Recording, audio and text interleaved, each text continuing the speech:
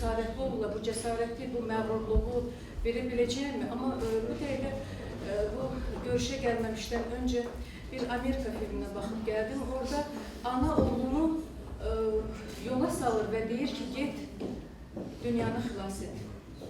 Və bütün bunu bir daha dərk etdim ki, qəhrəmanın anası elə Alman da ola bilər, ləzgid ola bilər, Azərbaycanlı, Rus, dəxli yoxdur. Qəhrəmanın anası anadır. Yəni, və o qəhrəmanı böyüdən ana, mən öz rolümdən iki kəlmə biraz danışmaq istərdim. Onu böyüdən ana onu yetimliklə böyüdür, kasıbçılıqla böyüdür, tək böyüdür, onu cəsarətli böyüdür, mərd böyüdür və onu xalq üçün böyüdür. Və sonradan o xalqın içinə gedəndə baba deyir ki, həm də mənim dağlar evim oldu. Və o qədər gözəl təsir gücünə malikdir ki, senari.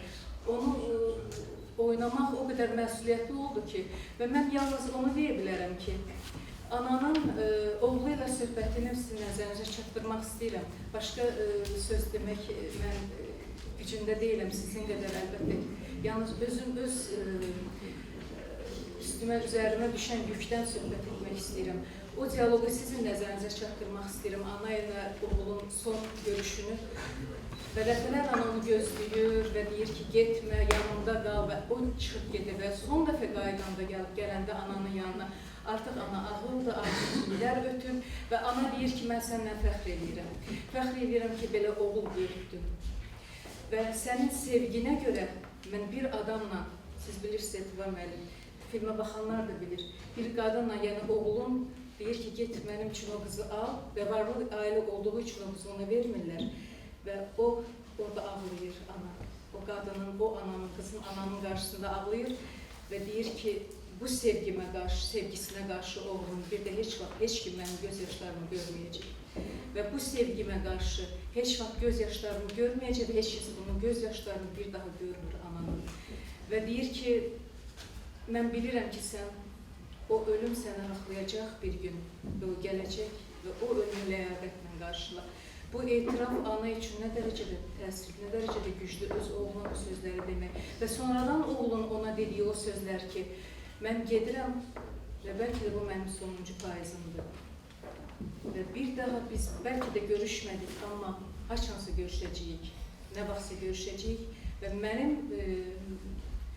fəxrim, mənə etdiyin, ananın mənə verdiyi bütün bu dərs, bütün bu həyat dərsi onu mənə aşıladı ki, mənim haqqımda hamı biləcək və hamı danışacaq məndən sonra. Bu gözəl sözlərlə film bitir və çox gözəl bir sonluqla da bitir film ki, indiyə qədər mən onun təsirindən çıxa bilmirəm.